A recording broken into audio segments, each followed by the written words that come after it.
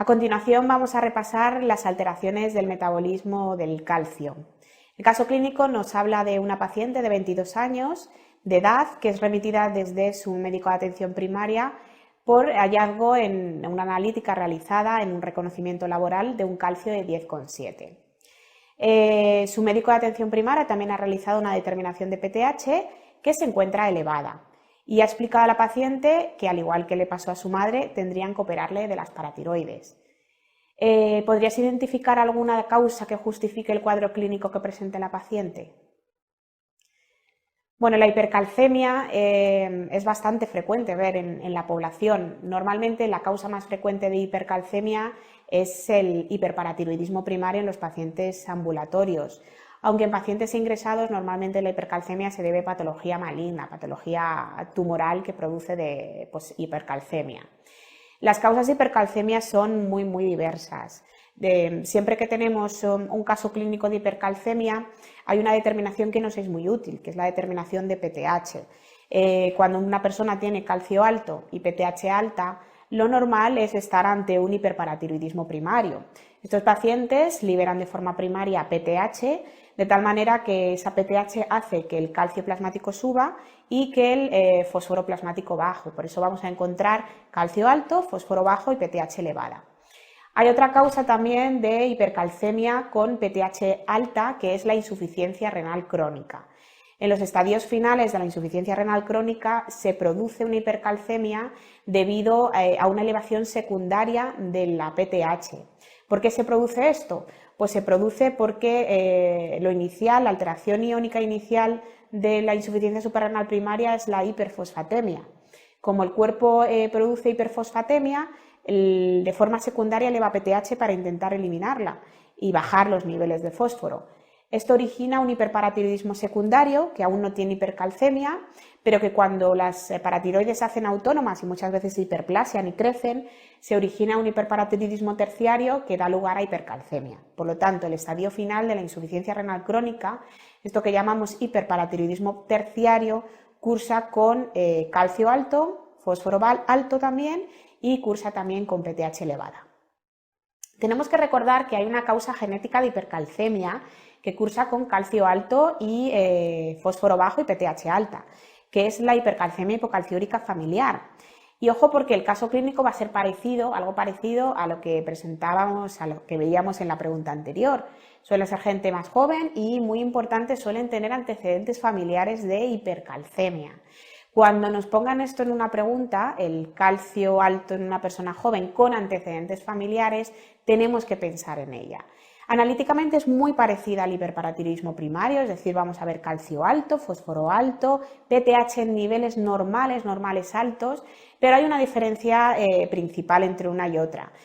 Los pacientes con hipercalcemia hipocalciúrica familiar presentan hipocalciuria, mientras que los pacientes con hiperparatiroidismo primario presentan hipercalciuria y litiasis renal. Por lo tanto, esta sería la diferencia, y que cuando sospechemos un caso clínico de hipercalcemia hipocalciúrica familiar, la determinación que nos va a ser más útil va a ser una determinación de calcio en orina, que va a estar baja en la hipercalcemia hipocalciúrica y elevada en el hiperparatiroidismo primario. Otras causas de hipercalcemia que cursen con PTH baja pues son la de los tumores, causa más frecuente en hospitalizados, y luego vamos a tener causas que también originan PTH baja con hipercalcemia, como es el exceso de vitamina D, bien sea por intoxicaciones, bien sea por lesiones granulomatosas que produzcan vitamina D. Estos pacientes tendrán hipercalcemia, pero al determinar la PTH pues nos encontraremos unos niveles de PTH bajos. Acude a nuestra consulta, vamos a ver a otro caso clínico de una señora de 62 años que es remitida desde atención primaria al objetivar en una analítica de control realizada por hipercolesterolemia un valor de calcio de 10,7. Es un caso clínico parecido al anterior, pero bueno, en este caso se trata de una mujer de edad media que es donde más frecuentemente se ve el hiperparatiroidismo primario. Bueno, pues su médico ha realizado una determinación de PTH y se encuentra elevada. Y tras revisar las analíticas previas, se ve que se ha aumentado los niveles de calcio de forma progresiva en los últimos años. ¿Cuáles son las pruebas necesarias para valorar a esta paciente? Primero, una cosa muy importante.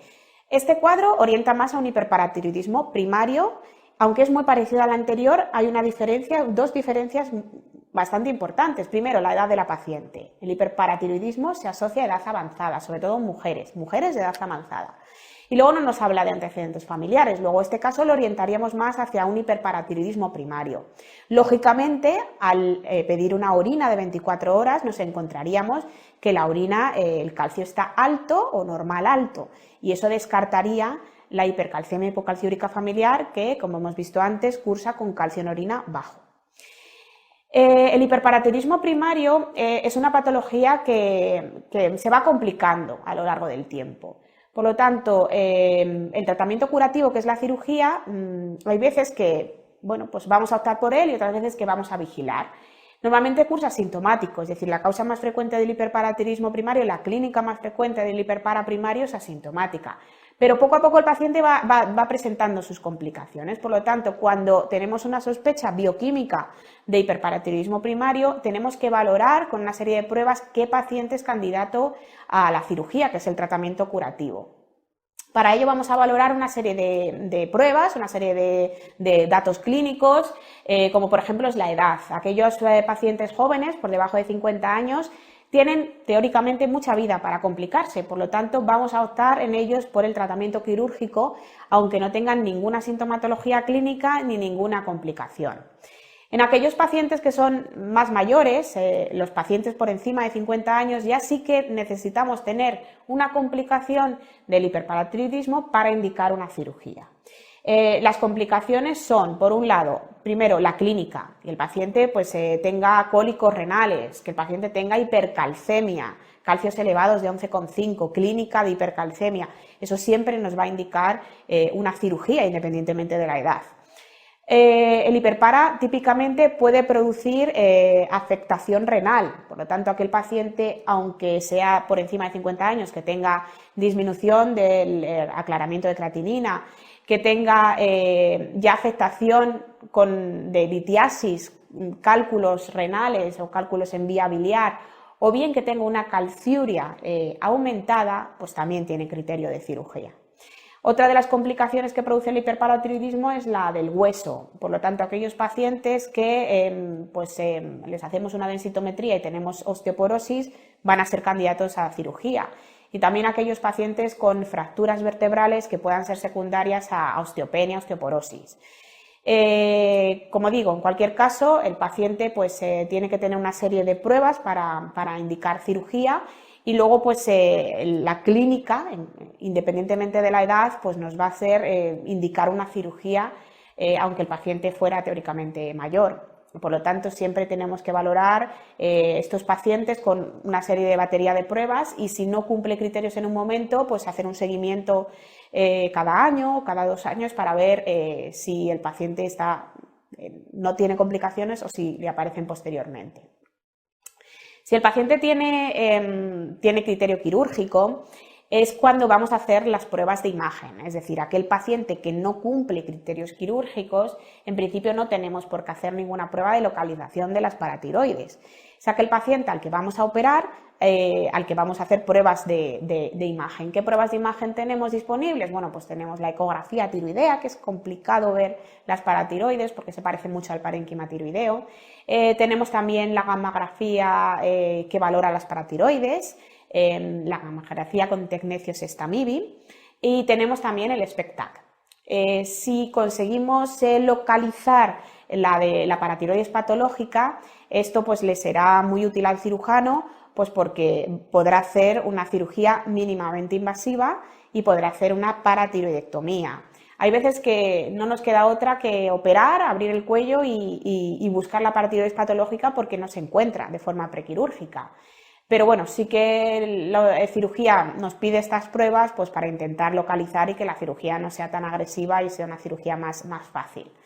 Aquellos pacientes que no tengan criterios de cirugía, bueno, pues el tratamiento es vigilancia, como hemos dicho, es indicarles que tienen que beber mucha agua, indicarles que tienen que evitar situaciones o fármacos que aumenten la hipercalcemia, y vigilancia, si en algún momento pues se aparecen complicaciones o sube el calcio, pues habría que valorar la cirugía. Vamos ahora con un caso clínico de urgencias de una hipercalcemia. Se trata de una paciente que ha acudido a urgencias por molestias musculares y malestar general, y en la llegada a urgencias se le realiza una analítica y nos sale un calcio de 14,2 y que ha bajado a 12,1 tras la administración de suero salino isotónico. Dice que la paciente, bueno, pues que sabía que tenía calcio alto, pero que había abandonado el seguimiento en endocrinología, pues porque no había considerado que fuera algo importante. Ella se encontraba sintomática hasta la fecha, en donde le ha subido más el calcio y ha empezado con esa clínica muscular, esa clínica de malestar. ¿Cuál sería el tratamiento de la hipercalcemia aguda? Bueno, pues el tratamiento de la hipercalcemia aguda tiene muchos fármacos, tiene muchas medidas, pero siempre, y esto ha sido pregunta mía en varias ocasiones, la fundamental es la hidratación. Es decir, tenemos que hidratar al paciente. Luego, la primera medida ante un cuadro clínico de hipercalcemia aguda en un servicio de urgencias es la hidratación con suero salino. Muchas veces se le acompaña de furosemida, no siempre, está indicado en aquellos casos con riesgo de sobrecarga de volumen. Entonces, si cuando vemos a un paciente, valoramos a un paciente con hipercalcemia, le vamos a poner hidratación, pues se tratará de un anciano, se tratará de un paciente con cardiopatía, pues ahí sí que a lo mejor valorábamos añadir furosemida para evitar pues el riesgo de sobrecarga de volumen que se pueda producir con esta administración de sueros. Hay veces que la cifra de calcio es tan alta que simplemente con poner sueros no nos basta. Es decir, que aunque sea la primera medida, tenemos que hacer algo más. Lo normal es necesitar bifosfonatos en aquellos casos de hipercalcemia moderada severa. En estos casos, pues el tratamiento va a ser la administración, aparte de las medidas iniciales, de bifosfonato intravenoso. El bifosfonato, recordad que tiene un tiempo de actuación, es decir, no actúa inmediatamente. Y tarda su vida media, su efecto de acción, aunque no sea inmediato, tarde 3 días en aparecer, también ese efecto va a durar tiempo, va a durar unos 14 días. Por lo tanto, en aquellos pacientes en donde tengamos hipercalcemias más graves, pues aparte de la medida inicial de sueroterapia, vamos a administrar una dosis de bifosfonatos que tardará unos días en empezar a actuar, pero que en el momento que empiece a actuar pues va a ser una medida potente y eficaz para el tratamiento de la hipercalcemia. Hay otras medidas que se pueden utilizar también, como la administración de calcitonina, que tiene un inicio de acción más corto y tiene una taquifilaxia, es decir, que a partir de que pongamos cierta dosis, por mucho que pongamos más, pues no va a hacer efecto, pero bueno, puede ser una ayuda al tratamiento con bifosfonatos.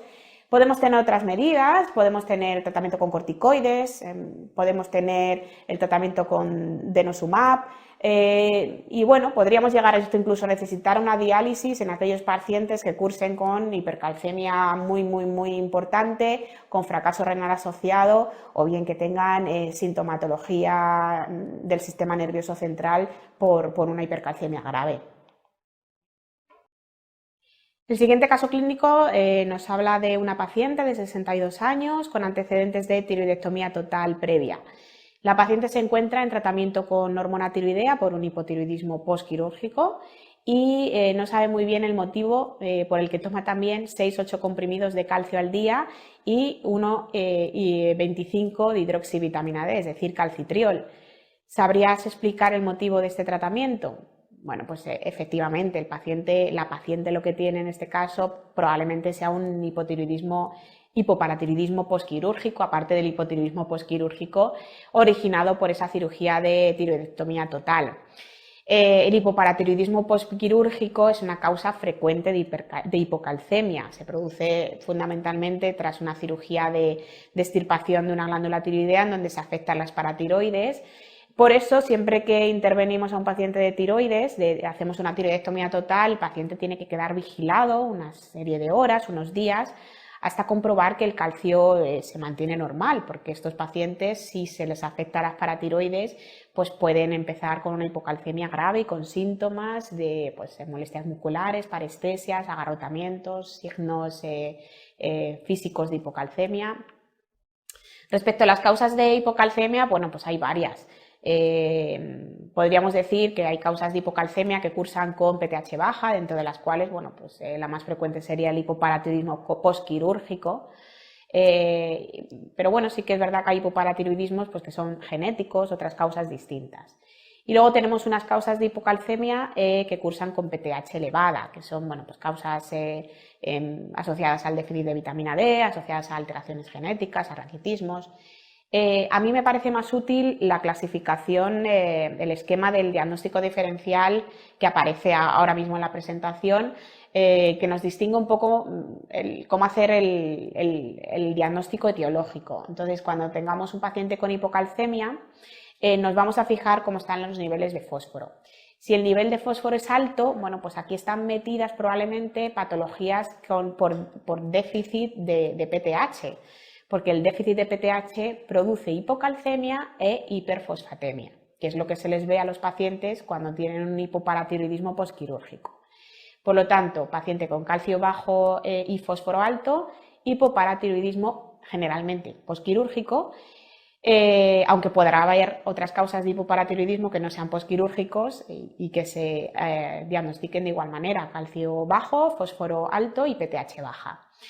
Hay algunos pacientes que parece que tienen hipoparatiroidismo, es decir, tienen calcio bajo, fósforo alto, pero cuando les vamos a determinar la PTH nos aparece alta. ¿Qué es esto? Pues esto es una resistencia a PTH, son los llamados pseudohipoparatiroidismos, pues que hay varios tipos, el 1A, el 1B, el 1C, el 2, y muchos de ellos tienen también alteración del fenotipo, el fenotipo de Albright, pero que la característica bioquímica es común. Calcio bajo, fósforo alto y PTH baja, es decir, como si fuera una resistencia a PTH. La PTH está alta pero no actúa. El otro grupo de hipocalcemias, bueno, pues cursan con fósforo bajo.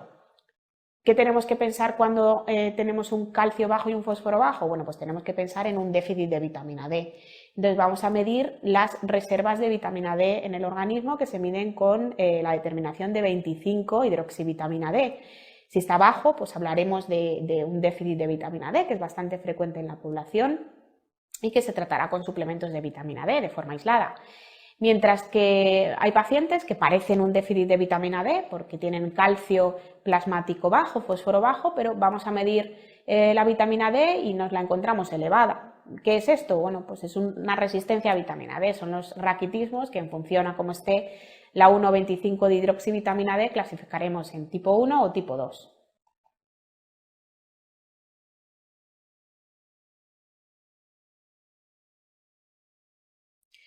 Entramos en un capítulo muy importante para el MIR, que es la diabetes. Nos hablan de un caso clínico de un paciente de 21 años de edad que pues, se encuentra mal, que nos consulta por encontrarse mal. Al preguntarle el paciente refiere estar perdiendo peso y desde hace un par de meses está perdiendo peso y refiere además que sensación de boca seca, que le llega a beber grandes cantidades de agua y a orinar constantemente. Es decir, tiene clínica de poliuria, polidipsia y pérdida de peso. ¿Qué tendríamos que pedirle a este paciente?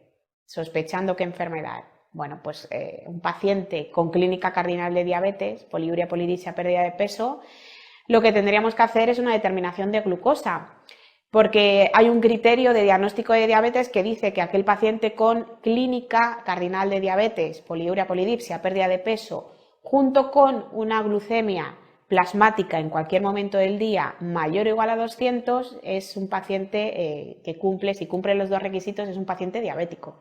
Por lo tanto, si tuviéramos este caso clínico, paciente con poliuria, polidipsia, pérdida de peso, en el que realizamos una determinación de glucosa plasmática en cualquier momento del día, no precisa ayuno este criterio, y vemos una cifra por encima de 200 o igual a 200 miligramos de decilitro de glucosa, pues diagnosticaremos de diabetes. Luego veremos qué tipo de diabetes podría ser por la edad del paciente y por las características del caso clínico. ¿Y qué pasaría si en vez de este caso clínico me contaron un paciente de 55 años con sobrepeso y que está asintomático y queremos hacer un cribado de diabetes. ¿Qué pruebas realizaríamos? Bueno, pues tenemos que recordar que en asintomáticos las pruebas de cribado de diabetes pues son 3, la glucemia basal o glucemia en ayunas, que esta sí que requiere ayuno, la administración de sobrecarga oral de glucosa con 75 gramos de glucosa y determinación posterior de glucosa a las 2 horas, y la determinación de hemoglobina glicosilada. Cuando 2 o más de estas pruebas son positivas para diabetes, es decir, pues pasan del punto de corte exigido para considerar diabetes, pues tenemos un diabético. ¿Cuáles son esos puntos de corte? Pues aquel paciente con una glucemia en ayunas por encima de 126, una hemoglobina glicada por encima de 6,5% o una sobrecarga oral de glucosa con una glucosa a las 2 horas mayor o igual a 200, pues tiene pruebas positivas para diabetes. Se piden 2, es decir, que el paciente sería diagnosticado de diabetes si cumple 2 pruebas positivas. Puede ser la misma repetida 2 veces y que en las 2 veces nos dé patológica, pero 2 pruebas positivas. Continuamos con el primer caso clínico que hemos visto. Recordamos que se trataba de un varón de 21 años que había ido consultado por encontrarse mal y que al preguntarle pues refería clínica cardinal de diabetes, poliuria, polidipsia y pérdida de peso.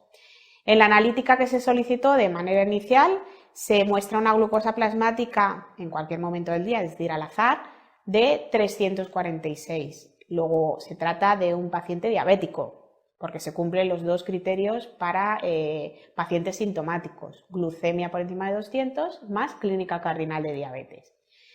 Ahora nos preguntan hacia qué etiología de diabetes orientaríamos el caso clínico, qué tipo de diabetes sería. Bueno, pues existen muchos tipos de diabetes, pero las más frecuentes son la tipo 1 y la tipo 2. Las diferencias son muchas. Empezamos por la tipo 1. La tipo 1 se trata de una enfermedad autoinmune que aparece en gente joven, menores de 30 años, y es una enfermedad autoinmune. Generalmente gente joven, que está previamente sana, puede tener alguna otra autoinmunidad, alguna otra enfermedad autoinmune, algún vitíligo, pero es gente joven y asintomática que de repente de la noche a la mañana se ponen muy sintomáticos, con mucha clínica, mucha hiperglucemia y debutan con su diabetes. Esta diabetes no aparece ni porque el paciente se haya cuidado poco, ni que haya hecho poco ejercicio, sino que es una enfermedad autoinmune, de tal manera que el sistema inmune se pone en marcha y destruye el páncreas, y cuando el 90% del páncreas está destruido, pues aparece la diabetes, que debuta pues, de forma brusca y con mucha sintomatología. La característica principal de estos pacientes es que necesitan insulina de por vida, tienen una carencia absoluta a insulina. Por lo tanto, les vamos a tener que tratar con insulina desde el primer momento de su enfermedad durante toda su vida, incluso en periodos de agudización, de enfermedades agudas o periodos pues, de estrés, pues a lo mejor tenemos que incluso aumentar esa dosis de insulina. Por lo tanto, es un paciente que desde el principio va a ser insulinodependiente y va a necesitar pues, una educación, un ingreso para aprender a manejar su enfermedad y aprender a ajustar un poco pues, su vida a la nueva situación. El diabético tipo 2, en cambio, pues es una persona ya más mayor, generalmente, por encima de 40 años, y recordamos que el 80-90% pues, asocian obesidad o sobrepeso. Esta diabetes es más insidiosa, aparece poco a poco, es de curso crónico, es asintomática. Es el típico paciente que va teniendo la glucemia un pelín alta, un poquito de azúcar, que dicen ellos, hasta que llega un día pues, que cumple criterios de diabetes, porque le vemos una glucosa por encima de 126, una glicada por encima de 6,5, o le hacemos una sobrecarga y a las 2 horas tiene por encima de 200. Recordamos que los criterios se tienen que confirmar, que con uno único no nos valen.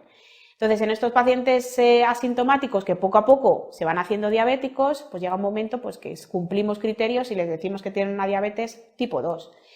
¿Por qué aparece esta enfermedad? Bueno, pues esta enfermedad tiene un componente genético muy importante, hay una herencia poligénica muy importante. De hecho, la gran mayoría de los pacientes con diabetes tipo 2 pues tienen un familiar de primero o segundo grado diabético. De hecho, es raro no tenerlo.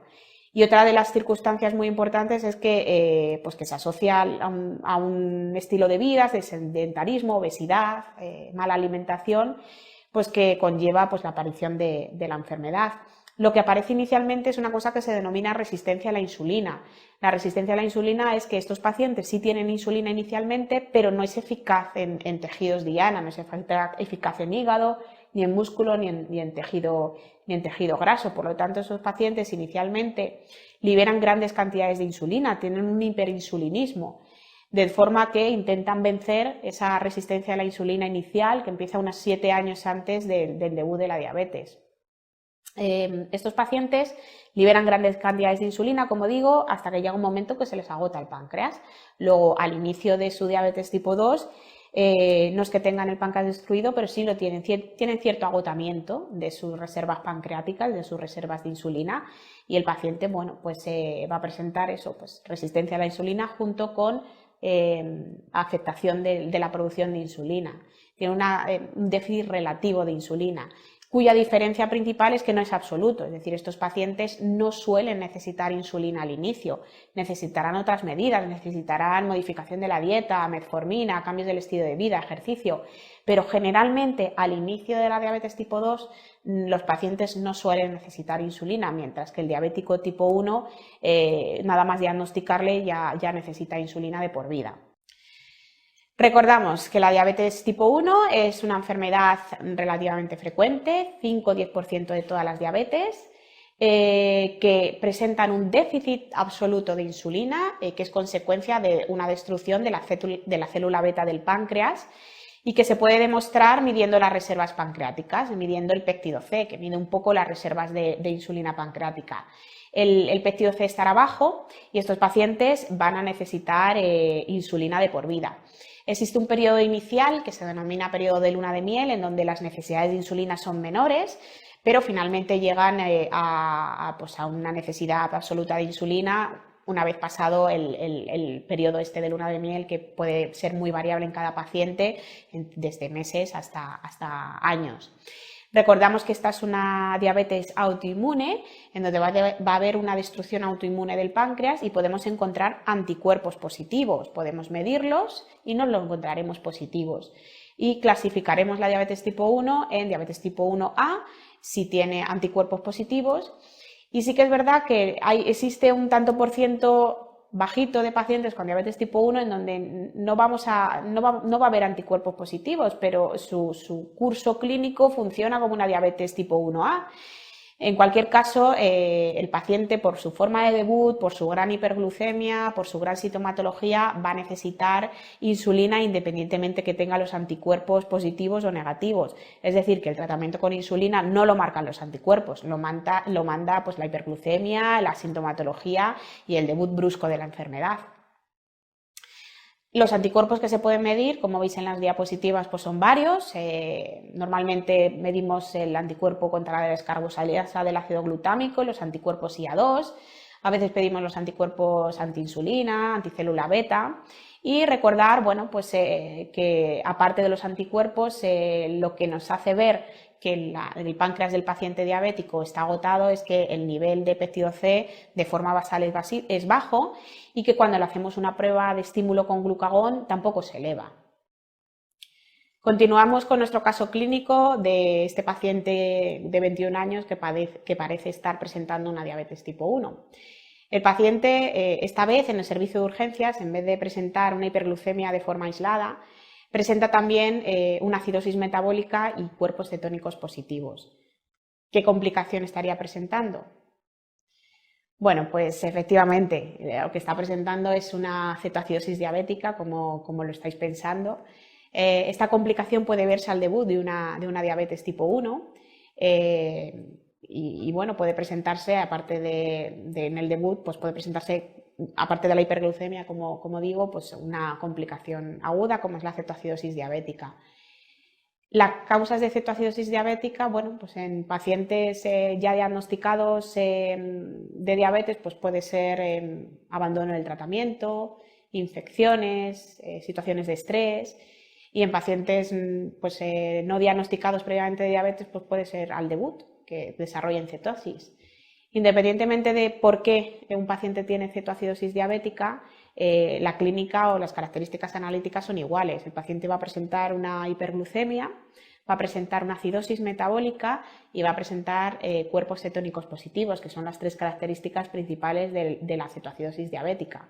¿Por qué se produce esta situación? Pues se produce por una carencia de insulina. Y la insulina es lo que desencadena, el déficit absoluto de insulina es lo que desencadena este cuadro clínico, esta complicación aguda que tiene cierta mortalidad, aproximadamente un 1% de mortalidad si no se trata.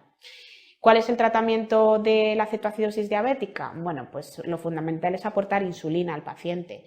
Luego, insulina intravenosa, una bomba de perfusión de insulina es el tratamiento fundamental que se tiene que mantener desde el inicio hasta que no solamente se ha corregido la hiperglucemia, sino que además se ha corregido el pH, porque la acidosis que presentan estos pacientes es secundaria al déficit de insulina. Luego vamos a tener que mantener la insulina horas, muchas veces hasta días. Otra de las cosas que presentan los pacientes es cierto grado de deshidratación. La deshidratación normalmente pues la vamos a tratar con suero salino isotónico y cuando ya se va corrigiendo la glucosa vamos a añadir suero glucosado, porque si tenemos que mantener la perfusión de insulina durante horas hasta que se corrija el pH, llegará un momento en que la glucosa pues baje y baje mucho y no podamos mantener la insulina si no le aportamos al paciente glucosa. Y eso es lo que tenemos que hacer, es decir, que cuando el paciente ya empieza a tener cifras de glucosa normales, a esos sueros que le estamos poniendo le tenemos que añadir glucosado para poder mantener la perfusión de insulina intravenosa. Otra de las cosas que va a necesitar el paciente son suplementos de potasio, se ponen en forma de CLK, de 1000 equivalentes de CLK y que se añaden a los sueros. ¿Por qué se necesita potasio? Pues porque la insulina hace que el potasio extracelular se meta dentro de la célula. Luego, siempre que ponemos insulina, pues vamos a necesitar poner aportes de CLK. Y el bicarbonato puede ser otra de las medidas necesarias, pero no siempre se va a poner en aquellos casos de acidosis metabólica severa. Es decir, que el paciente tenga un pH muy ácido, un pH por debajo de 7.0. Si el pH no es muy ácido, sino que se trata de una acidosis leve o moderada, simplemente la administración de insulina va a ser suficiente. Pero si se trata de una acidosis grave, pues vamos a tener que ayudar un poco a esa cetoacidosis diabética con la administración de bicarbonato intravenoso. Pasamos ahora a una parte muy importante de la diabetes, que es el tratamiento, sobre todo el tratamiento de la diabetes tipo 2, que en los últimos años ha cambiado muchísimo. El caso clínico que nos ponen ahora, pues se trata de un paciente de 63 años que está en seguimiento por diabetes tipo 2, conocida desde los 55, es decir, que ya lleva casi 10 años de diabético. Actualmente se encuentra en tratamiento con metformina, que veremos que es el tratamiento de base para todos los diabéticos, 1.700 miligramos diarios, y su hemoglobina glicada ha ido empeorando progresivamente a lo largo de las últimas revisiones hasta tener una cifra actual de 8,1. ¿Conocemos las distintas alternativas en el tratamiento farmacológico de la diabetes? ¿Cuál sería la opción más apropiada para este paciente? Teniendo en cuenta, pues bueno, la afectación, si se presenta una afectación renal, si presenta enfermedad cardiovascular, riesgo de caída, obesidad, etcétera. Es decir, sabemos cuál es la opción terapéutica más apropiada que le sigue a la metformina en el tratamiento de la diabetes tipo 2. Bueno, pues del tratamiento fundamental, no se os puede olvidar, es una pregunta sencillísima, lo han preguntado en el MIR varias veces, tratamiento de base de la diabetes. Modificaciones del estilo de vida, porque el paciente suele tener obesidad o sobrepeso, hasta el 80-90% lo asocian. Y luego metformina. Metformina es el tratamiento de elección para todos los pacientes con diabetes tipo 2. ¿Por qué es metformina el tratamiento de elección? Bueno, pues porque actúa en el problema fundamental del diabético, que es la resistencia a la insulina. Aquel paciente que le administramos metformina va a hacer que la insulina que produce el propio paciente actúe mejor, sobre todo a nivel hepático. La metformina es un tratamiento generalmente bien tolerado, aunque puede producir molestias gastrointestinales. Por lo tanto, de forma inicial solemos empezar con dosis bajas y vamos aumentando progresivamente la dosis hasta dosis plenas. Y tenemos que recordar que existe un efecto secundario muy característico, que es la acidosis láctica, que hace que este fármaco esté contraindicado en aquellas situaciones que ya de por sí tiendan a la acidosis, como por ejemplo el alcoholismo, como por ejemplo la insuficiencia renal crónica, la hepatopatía y la enfermedad aguda, las hospitalizaciones. Pero en el resto de los pacientes que no presentan ninguna de estos problemas o están manejados de forma ambulatoria, el tratamiento de base pues va a ser siempre dieta, ejercicio y metformina. Cuando el paciente con dieta y ejercicio y metformina no se controla bien, pues pasamos a un segundo escalón. Entonces, la diapositiva que está saliendo en estos momentos pues refleja todos los posibles tratamientos del diabético tipo 2. Y siempre se tienen que asociar a metformina, salvo que exista una contraindicación o una mala tolerancia al fármaco, todo lo que añadamos al diabético va a ser sobre metformina. Entonces tenemos que plantearnos qué tipo de paciente es, la clínica que presenta, la cifra de hemoglobina glicada, porque si el paciente que está con dieta, ejercicio, metformina presentara de repente una clínica cardinal, una hiperglucemia brusca, una hiperglucemia elevada, una hemoglobina glicada muy alta, pues quizás su tratamiento de asociar a metformina sería la insulina. En aquellos casos que el paciente sigue estando asintomático, no tiene muy mala hemoglobina glicada, pensamos que añadiendo un segundo fármaco se va a controlar, pues vamos a hacer eso, añadir un segundo fármaco al paciente. Y aquí tenemos que pensar en qué fármaco es el ideal para nuestro paciente, es decir, que no hay una única opción para cada uno de los pacientes, hay varias, pero tenemos que con la lógica pensar en la más idónea para nuestro paciente. De tal forma que si por ejemplo se trata de un paciente anciano, quizá los fármacos más idóneos para ellos serían los inhibidores del DPP-4, porque son fármacos que son cómodos de utilizar, con pocos efectos secundarios y en general muy bien tolerados. Si nos pusieran un paciente con obesidad o sobrepeso, pues utilizaríamos los nuevos fármacos de la diabetes que han demostrado que reducen el peso corporal. Si fuera un sobrepeso, pues utilizaríamos un inhibidor del SGLT2 y si el paciente tiene un IMC por encima de 30, podríamos indicarle un análogo de GLP-1, que son los fármacos que más se asocian a la reducción de peso corporal, de IMC. En los últimos tiempos, algunos de los fármacos de la diabetes están demostrando beneficios en cuanto al riesgo cardiovascular. Me estoy refiriendo en concreto a los inhibidores del SGLT2. Estos fármacos con efecto renal pues hacen que aumente la glucosuria y por esa eliminación de glucosuria renal pues parece que mejoran la glucemia, parece que hacen perder peso, mejoran la tensión. Y por mecanismos no del todo bien conocidos, pues están empezando a demostrar, empezó en pagliflozina y cada vez hay estudios que van saliendo respecto a los otros fármacos del mismo grupo, están empezando a demostrar que son fármacos con beneficio del riesgo cardiovascular, disminución del riesgo de muerte de causa cardiovascular, sobre todo son útiles en insuficiencia cardíaca, en evitar las hospitalizaciones, por lo tanto son fármacos que se están empezando a emplear muchísimo en los pacientes con enfermedad cardiovascular establecida o en los pacientes incluso en prevención primaria de la enfermedad cardiovascular.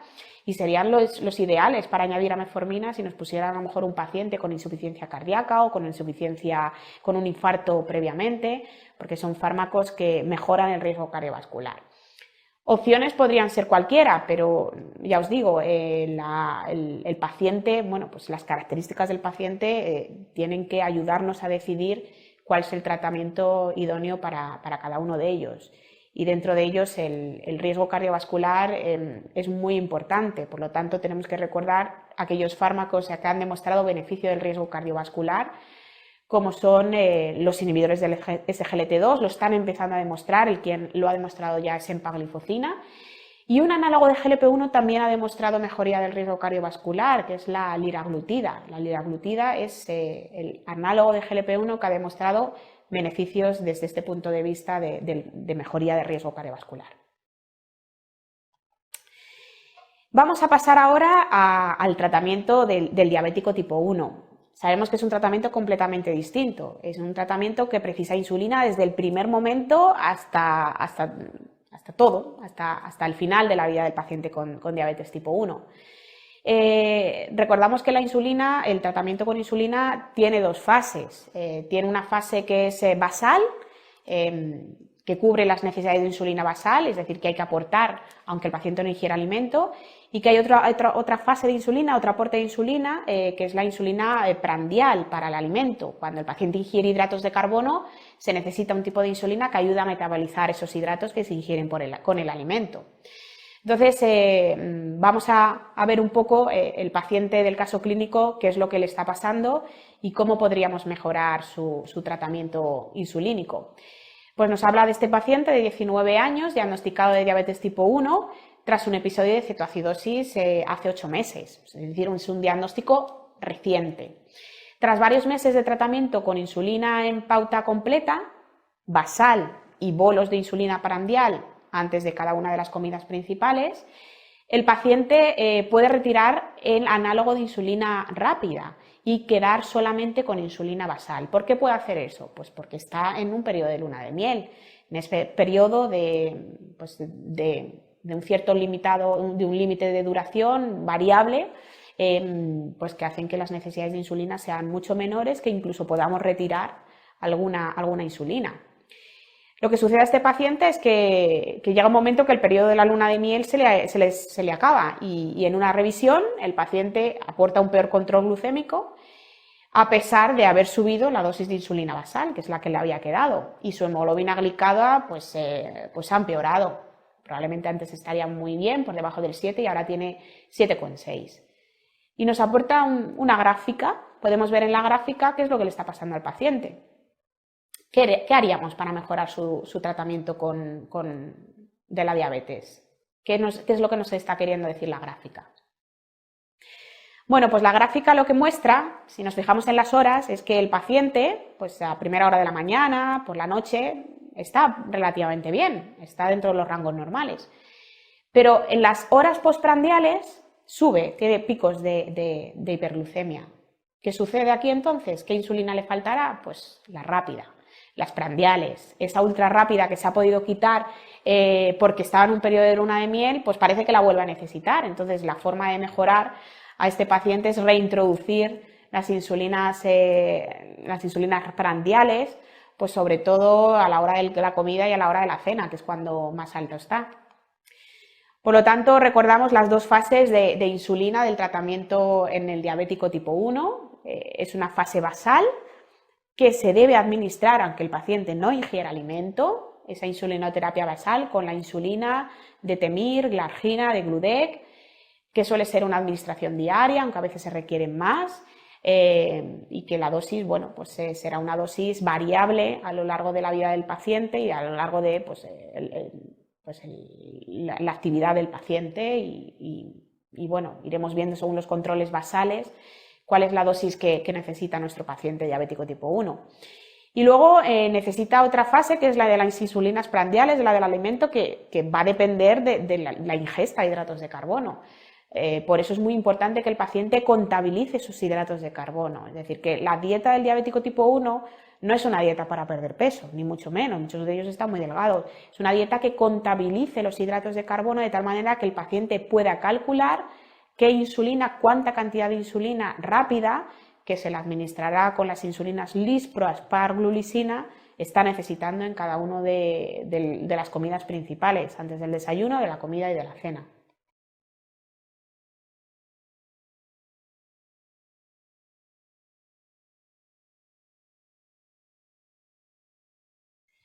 Entramos en un capítulo que es menos importante para el MIR, pero bueno, en alguna ocasión sí que han puesto alguna pregunta, que es el de la hipoglucemia.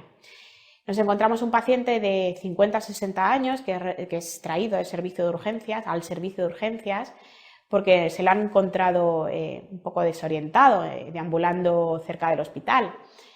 Mientras intenta un poco identificar al paciente, una enfermera realiza una glucemia capilar y vemos que existe una hipoglucemia clara, un valor de 36. ¿Cuál sería la primera posibilidad etiológica de la hipoglucemia? ¿Cómo orientaríamos el cuadro clínico? Bueno, pues las hipoglucemias a veces son complicadísimas de diagnosticar, sobre todo de diagnosticar.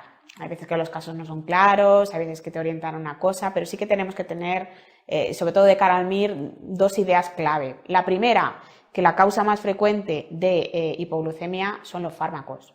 Es decir, que este paciente que se le han encontrado desorientado, pues lo más normal es que sea un diabético, que esté con insulina, que esté con un secretagogo de insulina y que esté presentando una hipoglucemia. Por lo tanto, pues siempre tenemos que preguntar al paciente, indagar, preguntar a familiares sobre uso de estos tratamientos. Si el paciente no es diabético, pues tenemos dos tipos de clasificación respecto a la hipoglucemia en el paciente no diabético.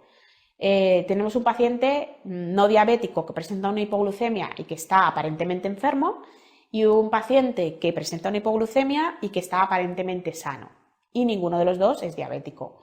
En estos casos, pues hay que considerar distintas enfermedades. En el caso del paciente no diabético aparentemente enfermo, pues la causa más frecuente pues siguen siendo en pacientes hospitalizados los fármacos. Hay varios fármacos que pueden producir hipoglucemia en el hospitalizado.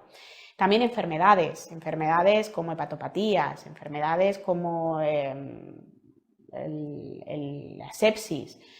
Es decir, que la causa más frecuente en un paciente aparentemente enfermo pues sigue siendo el fármaco y la propia enfermedad. Cuando un paciente está aparentemente sano, pues aquí sí que pues probablemente tendríamos que descartar el insulinoma. El insulinoma es una enfermedad bastante rara, tiene una incidencia muy baja, pero a todo paciente que aparentemente sano y no diabético presente cuadros de hipoglucemia, pues el diagnóstico que tenemos que hacer, el despistaje que tenemos que hacer es el del insulinoma. Para ello, ¿qué tendremos que pedir? Pues tendremos que pedir en situación de cuando le entre la hipoglucemia, en situación de hipoglucemia, una insulina y un péptido C, una serie de pruebas que hagan el diagnóstico diferencial. ¿Qué obtendremos en el paciente con insulinoma? Pues será un paciente que presente la triada clásica de Whipple, paciente que presenta hipoglucemia, clínica con la hipoglucemia y resolución del cuadro cuando ingiere alimento. En estos pacientes el diagnóstico se realiza cuando en situación de hipoglucemia encontramos una insulina alta, una proinsulina alta, un péptido C alto y unos valores negativos de fármacos en orina y en sangre. En estos casos, pues los pacientes necesitan una prueba de imagen pancreática pues para ver si localizamos el tumor y, lógicamente, el tratamiento sería quirúrgico.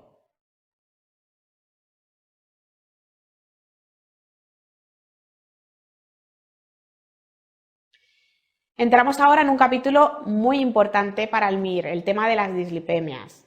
Nos hablan de un paciente de 61 años de edad remitido por hipertrigliceridemia que no responde correctamente al tratamiento con fibratos.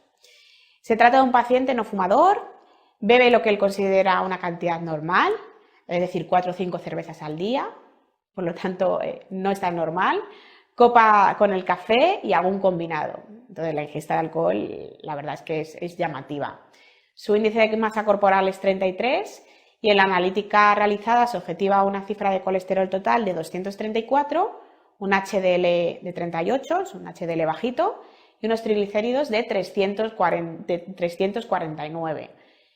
LDL calculado 126. ¿Cuál debe ser la primera medida que recomendemos a este paciente? Pues lógicamente dejar de beber alcohol. Poco triglicérido tiene para esa ingesta de alcohol.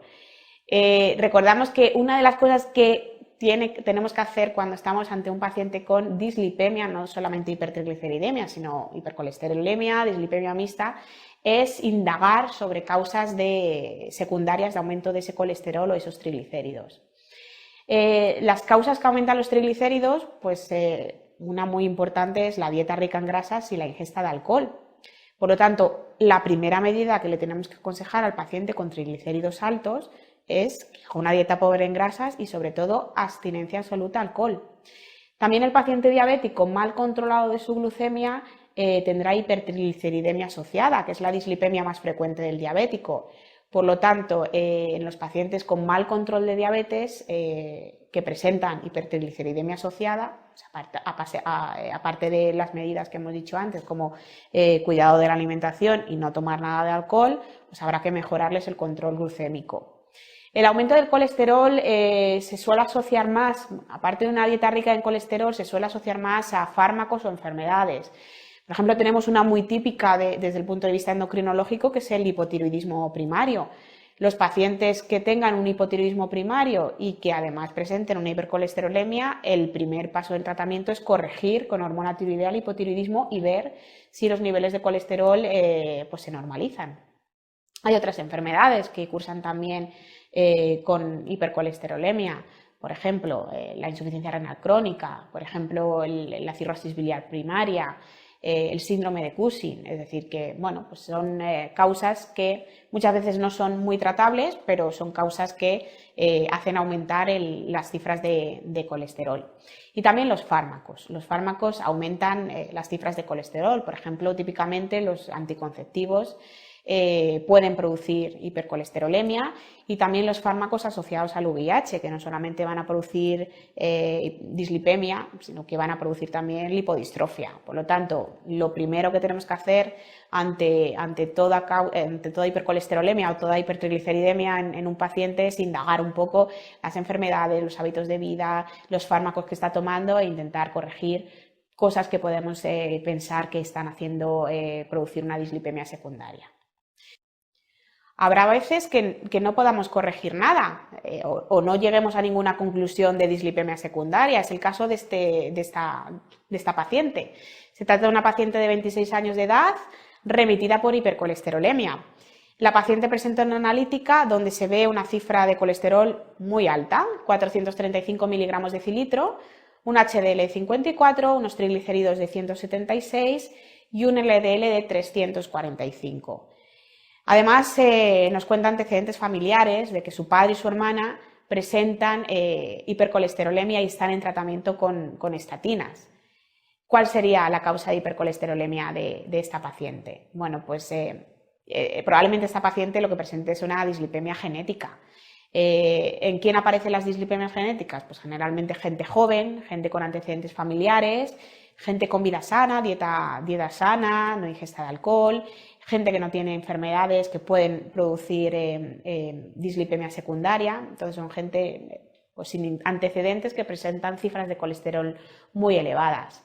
En estos casos, pues tenemos que valorar las causas de dislipemia genética, pues, que son múltiples, muchas, pero de cara al MIR hay dos o tres que son más importantes. En cuanto al aumento del colesterol, hay dos enfermedades genéticas que la pueden producir y que las han preguntado en el MIR varias veces. Una de ellas es la hipercolesterolemia poligénica. Esta es una enfermedad bastante frecuente en la población, en donde el paciente no tiene ninguna enfermedad, ningún fármaco y tiene un colesterol elevado. Tiene un colesterol pues, que no suele sobrepasar las cifras de 300 miligramos de cilitro de colesterol total. Estos pacientes, si no se tratan, tienen aumento del riesgo cardiovascular, lógicamente porque se les acumula el colesterol que produce la aterosclerosis, el colesterol LDL. Hay un cuadro clínico genético que es más preguntado en el MIR, que es la hipercolesterolemia familiar. Esta sí que es una causa que han preguntado varias veces en el MIR, y esta se debe a una mutación autosómica dominante del receptor de las LDL hepáticas. ¿Qué les sucede a estos pacientes? Bueno, pues que estos pacientes tienen un defecto en el receptor que recapta el colesterol malo, el colesterol LDL, de tal manera que se les acumula en plasma y les puede producir cifras de colesterol total muy exageradas. Generalmente van a cursar con cifras de colesterol total por encima de los 300 miligramos de cilitro. Dependiendo si los dos alelos del receptor LDL están mutados o si uno solamente está mutado, pues tendremos la hipercolesterolemia familiar heterocigota, cuando uno solamente está mutado, y la hipercolesterolemia familiar homocigota, cuando los dos están mutados. Lógicamente esto se va a manifestar también en las cifras de colesterol. Los pacientes con hipercolesterolemia familiar heterocigota suelen tener cifras de colesterol, pues, normalmente hasta 500 miligramos de cilitro, el colesterol total, mientras que los pacientes con hipercolesterolemia familiar homocigota pues tienen cifras más altas de 500 miligramos de cilitro. Además, estos pacientes típicamente pueden presentar esas alteraciones en la piel, los xantomas y xantelasmas, siendo muy típicos los xantomas a nivel de las zonas de flexión, los xantomas tuberosos y los xantomas tendinosos sobre los tendones. ¿Qué más cosas os puedo decir de la hipercolesterolemia familiar? Pues que estos pacientes tienen un elevadísimo riesgo cardiovascular si no se tratan, incluso se pueden presentar en las formas homocigotas infarto en edades muy precoces. Por lo tanto, estos pacientes siempre van a requerir en su tratamiento estatinas y muchas veces combinación de varios fármacos. Otras de las enfermedades que podemos tener como caso clínico es una enfermedad frecuente en la población, que es la hipercolesterolemia familiar combinada. En estos casos podemos observar varias alteraciones. Podemos observar aumento de colesterol, disminución del HDL, aumento del colesterol LDL y también aumento de triglicéridos. No siempre se observan las tres alteraciones, sino que muchas veces se observan solamente una o un par de ellas. Y lo que sí que tenemos que pensar es que estos pacientes asocian muchas veces síndrome metabólico. ¿Cuándo tenemos que sospechar una dislipemia familiar combinada? Pues cuando tengamos un paciente con colesterol alto o triglicéridos altos, o colesterol alto y triglicéridos altos y HDL bajo, que además presenta hiperglucemia y síndrome metabólico. Estos pacientes, lógicamente, aparte de su aumento del riesgo cardiovascular, pues presentan riesgo de desarrollar otras complicaciones como la diabetes mellitus. Vamos a hablar ahora del tratamiento de la obesidad. Acude a la consulta una paciente de 26 años de edad, remitida desde atención primaria por obesidad, que desea ser valorada para ver si tiene indicación de cirugía bariátrica. Revisando la historia clínica, observamos que fue valorada hace un par de años en la unidad de trastornos de la conducta alimentaria y que presenta un diagnóstico de tipo bulimia nerviosa, abandonando el seguimiento en esta unidad posteriormente. En este momento el índice de masa corporal de la paciente es un índice de masa corporal de 33 kilómetro cuadrado y lo que nos preguntan es si sabemos establecer el grado de obesidad que tiene la paciente, si estaría indicado la cirugía bariátrica en este caso y si presenta alguna contraindicación absoluta para este tratamiento. Respecto a la clasificación del índice de masa corporal, pues sabemos que el normopeso viene marcado entre 18,5 hasta 25 y que a partir de 25 a 30 pues se trata de sobrepeso, que se clasifica en grado 1 hasta 27 y en grado 2 hasta 30.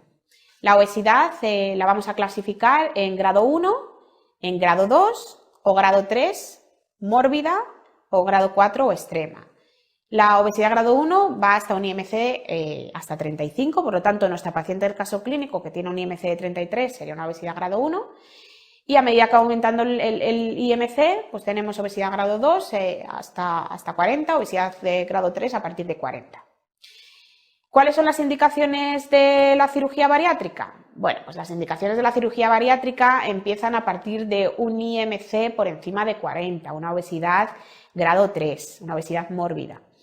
Hay veces que podemos plantear la indicación de la cirugía bariátrica en obesidades grado 2 que tengan alguna comorbilidad por la obesidad, por ejemplo, una diabetes, una hipertensión, una apnea del sueño, cosas pues, que se vean agravadas por la obesidad.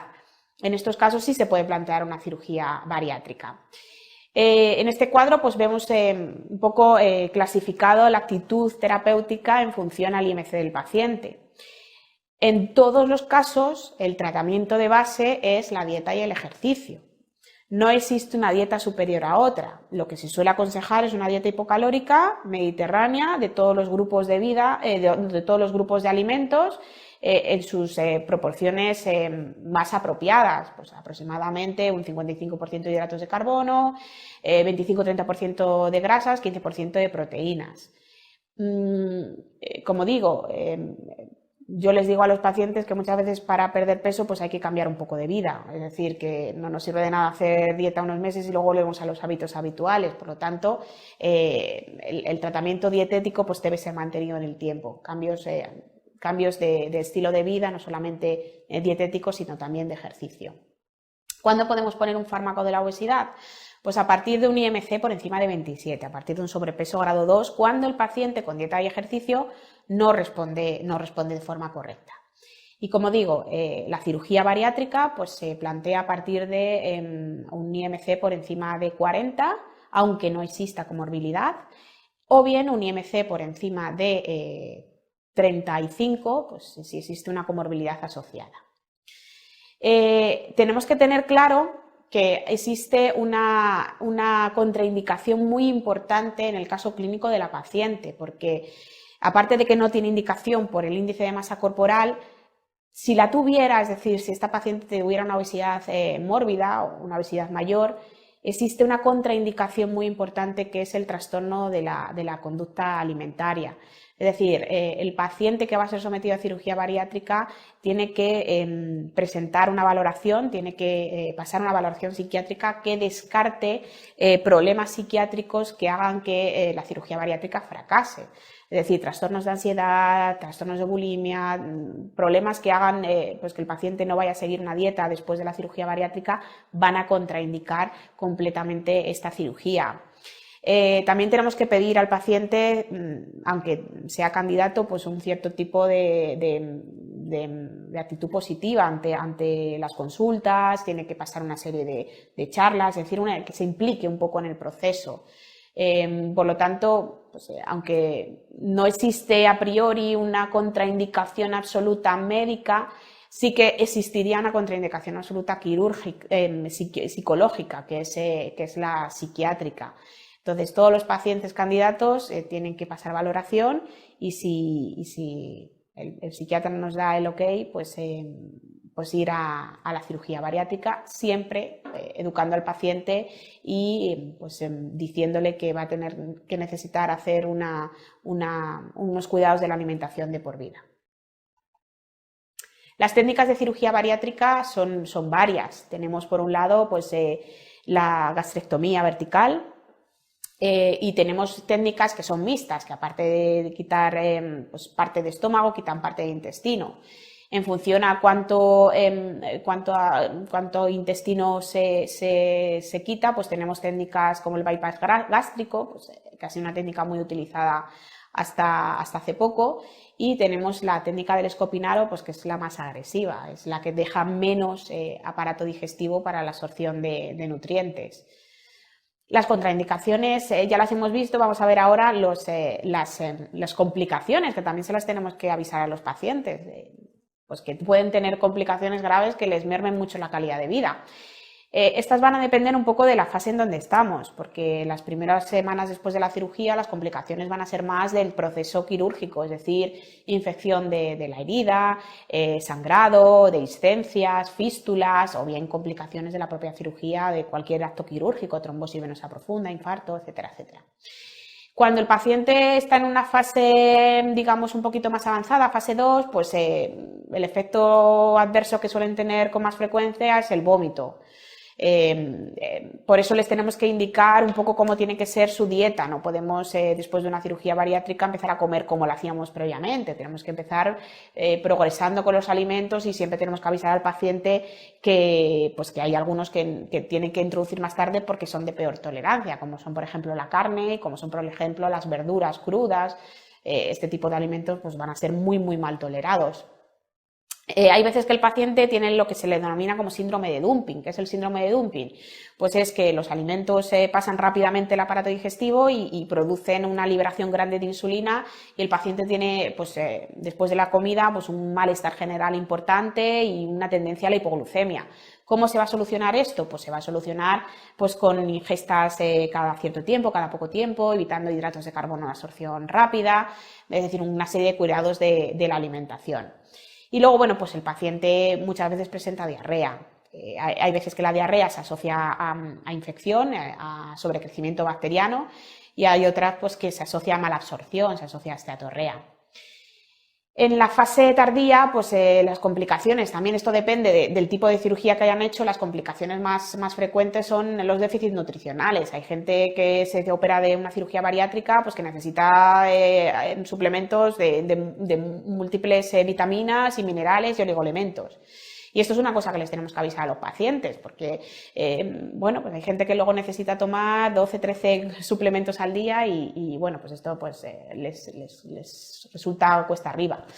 Hay veces que se producen otro tipo de complicaciones. Hay una muy típica que ha sido pregunta MIR, que es la colelitiasis, es decir, una persona operada de cirugía bariátrica que presente un dolor en hipocondrio derecho, pues ¿qué tendríamos que pensar? Pues tendríamos que pensar en un cólico biliar por presencia de litiasis. Y luego, bueno, pues hay complicaciones de la propio acto quirúrgico, pues que dan problemas a largo plazo, producción de bridas, producción de hernias, problemas de reflujo. Bueno, pues con esto quiero decir pues que las complicaciones de la cirugía bariátrica son varias y que siempre tienen que estar presentes a la hora de indicarla a los pacientes y de contarla a los pacientes. Por último, en la parte de nutrición vamos a hablar del soporte nutricional. Nos solicitan en una interconsulta desde el servicio de otorrinolaringología para valoración y soporte nutricional de un paciente intervenido de carcinoma de laringe. Cuando valoramos al paciente, tiene colocada una sonda nasogástrica para su adecuada nutrición enteral que se le colocó en previsión de una dificultad de la deglución que es previsible en los pacientes tras la cirugía. ¿Sabrías indicar los parámetros más destacados en la valoración nutricional? ¿Cómo iniciaríamos el soporte nutricional? Bueno, pues el cribado nutricional es fundamental. Existen distintos métodos validados que nos sirven conocer de manera precoz a los distintos pacientes con riesgo de desnutrición. ¿En quién hay que realizarlos? Pues hay que realizarlos en todo paciente ingresado porque es el sitio donde mayor desnutrición hay en nuestro medio, prácticamente. La hospitalización es una de las grandes causas de desnutrición. Y bien en los pacientes ambulatorios a riesgo de estar en desnutrición. Todos los distintos métodos de cribado nutricional pues incluyen esta serie de factores, por ejemplo el índice de masa corporal, la pérdida de peso del paciente no voluntaria y reciente, disminución de la ingesta y gravedad de la enfermedad asociada. No existe ningún parámetro nutricional de forma aislada que tenga la suficiente sensibilidad y especificidad como para establecer el diagnóstico de desnutrición. Por ello utilizamos distintos métodos de valoración que están validados para realizar este cribado en un paciente. Entre ellos se encuentran la valoración subjetiva global, que se basan en la historia clínica y en la exploración y que clasifican la desnutrición en A, bien nutrido, B, sospecha de desnutrición y C, desnutrición grave. Y también tenemos el MNA, que es el cribado que sobre todo es útil en paciente anciano y que ha sido pregunta MIR. Entonces, esto se basa en una serie de cuestionarios, se van sumando los puntos y aquí el paciente con una puntuación por debajo de 17 pues es el paciente que está desnutrido. Cuando tenemos un paciente que está desnutrido o bien que requiere un aporte nutricional, pues tenemos que ponerle un suplemento nutricional, una suplementación nutricional. Para ello la primera decisión que tenemos que hacer es qué utilizar, si utilizar un acceso venoso en una vía central o bien utilizar el aparato digestivo, que es lo más fisiológico. Aquellos pacientes que tengan imposibilidad de utilización del aparato digestivo, porque bien tengan una cirugía, una obstrucción, un íleo, una fístula de alto débito, pues no nos va a quedar otro remedio que utilizar una nutrición parenteral utilizando una vía venosa central. Aquellos pacientes que puedan utilizar el aparato digestivo, pues este va a ser el método de elección, es decir, utilizar una nutrición enteral. Para ello, bien podemos dar suplementos vía oral o bien podemos utilizar sondas u ostomías. ¿De qué va a depender esto? Pues va a depender de la capacidad de deglución del paciente. El paciente del caso clínico tenía un carcinoma de laringe y ese carcinoma de laringe muy probablemente le impida una adecuada deglución, por lo tanto, no nos va a ser útil, no nos va a ser posible utilizar la vía oral y tendremos que emplear sondas u ostomías. La sonda o ostomía es una forma de administrar una nutrición enteral que pase el punto de la deglución y a empezar a nutrir a partir del estómago o bien del yeyuno. ¿Cuándo ponemos una nutrición en estómago y cuándo ponemos una nutrición en yeyuno? Pues generalmente se ponen sondas a estómago o ostomías en estómago, las gastrostomías. Y vamos a dejar el acceso a partir del yeyuno con sondas nasoyeyunales o bien yeyunostomías, pues en aquellos pacientes que tienen, por ejemplo, un reflujo, en donde si ponemos la nutrición en estómago, pues esa nutrición va a pasar a esófago, es decir, que pues vamos a evitar, por el reflujo gastroesofágico, nutrir en el estómago.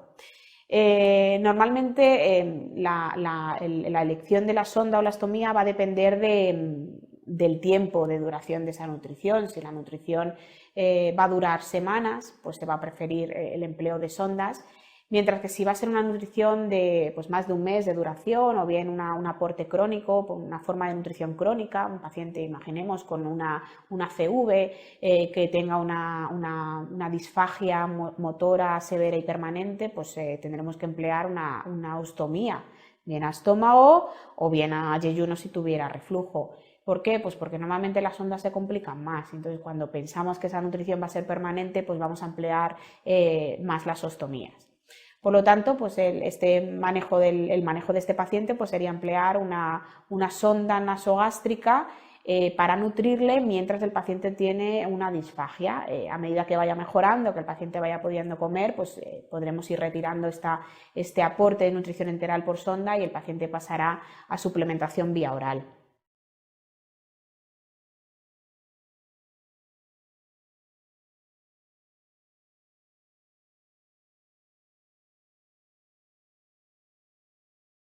Con el siguiente caso clínico recordamos las neoplasias endocrinas múltiples.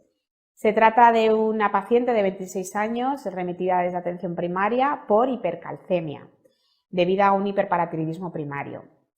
Como antecedentes personales destaca un episodio de hemorragia digestiva alta debido a una úlcera gástrica a los 18 años de edad, motivo por el cual está con tratamiento con inhibidores de la bomba de protones. ¿Podríamos relacionarlo con alguna enfermedad endocrinológica? Bueno, pues para sospechar los MEN hay que pensar en ellos. Las neoplasias endocrinas múltiples se clasifican en el MEN tipo 1, enfermedad que también llamamos de las 3 Ps, porque cursa con tumores en la pituita, en el páncreas y en las paratiroides, y en el MEN 2, que ya hemos hablado un poco de él al ver el feocromocitoma.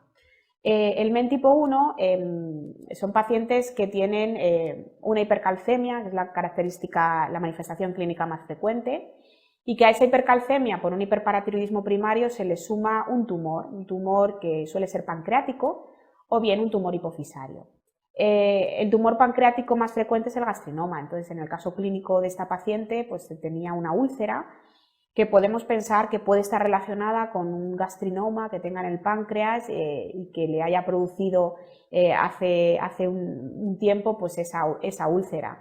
Entonces, lo que podríamos pensar es que esta paciente con un hiperparatiroidismo, un antecedente de úlcera, pues, que pueda tener un tumor en páncreas que pueda estar produciéndole pues una hipersecreción gástrica, un gastrinoma, y que esas dos cosas pues diagnostiquen un MEN tipo 1.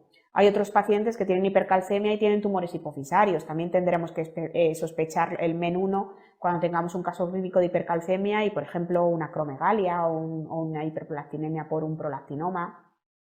Por lo tanto, ya os digo, el MEN tipo 1 hay que pensar en ello ante cuadro clínico de hipercalcemia y bien o tumor hipofisario o tumor pancreático. Respecto al MEN tipo 2, recordamos que se asocia a la mutación del protooncogen RET y que asocia carcinoma medular de tiroides y feocromocitoma. ¿Cuándo tenemos que pensar en él? Pues cuando tenemos el diagnóstico de un carcinoma medular de tiroides. Recordamos que un 15% de estos tumores son de causa genética y que tenemos que pedir el estudio de la mutación en los pacientes diagnosticados de carcinoma medular de tiroides. También a estos pacientes, antes del tratamiento, tenemos que descartarles la elevación de catecolaminas y metanefrinas en la orina 24 horas, que conllevarían que el paciente fuera diagnosticado de feocromocitoma y tendríamos que operarle antes el feocromocitoma que el carcinoma medular de tiroides. Por lo tanto, pensamos en él ante estos hallazgos, carcinoma medular de tiroides y feocromocitoma. Recordamos que asociado al MEN 2, en el MEN 2A existe el hiperparatiroidismo y en el MEN 2B tenemos, aparte de estos dos hallazgos, la aparición de ganglioneuromatosis y la aparición de rasgos marfanoides. Muchas gracias, espero que haya sido de utilidad y bueno, pues recordar que a través del foro, de las clases prácticas, estamos a vuestra disposición.